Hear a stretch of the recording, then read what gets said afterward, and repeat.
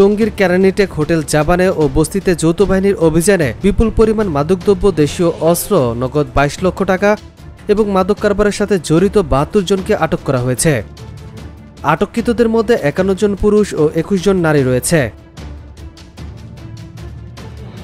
তাৎক্ষণিক তাদের নাম পরিচয় জানা যায়নি। অভিযানে বস্তির কয়েকটি ঘর থেকে গাঁজা, ফেন্সিডিল, ইয়াবা, দেশীয় অস্ত্র, নগদ 22,21,300 টাকার বিপুল পরিমাণ মাদকদ্রব্য উদ্ধার করে যৌথ বাহিনী। এ সময় টঙ্গীর জাবান হোটেলে অভিযান চলাকালে অজ্ঞাতনামা এক ব্যক্তি পালাতে গিয়ে বিদ্যুতের তারের সঙ্গে জড়িয়ে পড়েন। এ ঘটনায় তার মৃত্যু হয়। এর আগে জাবান হোটেলের মালিক শেখ বদলের উত্তরা বাসায় অভিযান চালানো হয়।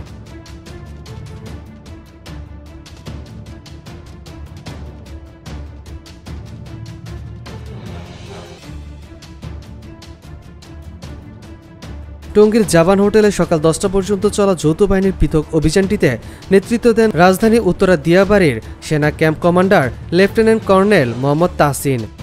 হোটেলে অভিযান চালিয়ে 3,494 ক্যান বিয়ার, 598 বোতল বিদেশি মদ জব্দ করা হয়।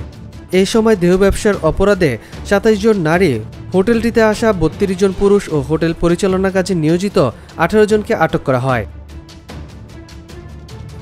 লেফটেন্যান্ট কর্নেল মোহাম্মদ তাহসিন জানান, টঙ্গীর আমতলী এলাকায় জাবান হোটেলে অসামাজিক কার্যকলাপ পরিচালনার অভিযোগ ছিল।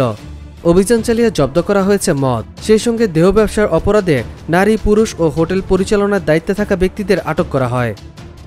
পরে দুপুরে তাদের বিরুদ্ধে মামলা করা হয়। হোটেলটি ইতিমধ্যে সিলগালা করে দেওয়া হয়েছে।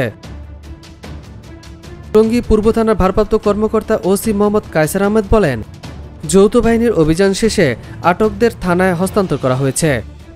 পূর্বে পৃথক 2টি মামলা শেষে আটকদের গ্রেফতার দেখিয়ে আদালতে পাঠানো হয়েছে। অভিযানে র্যাব, পুলিশ, সেনাবাহিনীর সদস্য সহ বিভিন্ন বাহিনীর প্রায় 5 শতাধিক সদস্য উপস্থিত ছিলেন।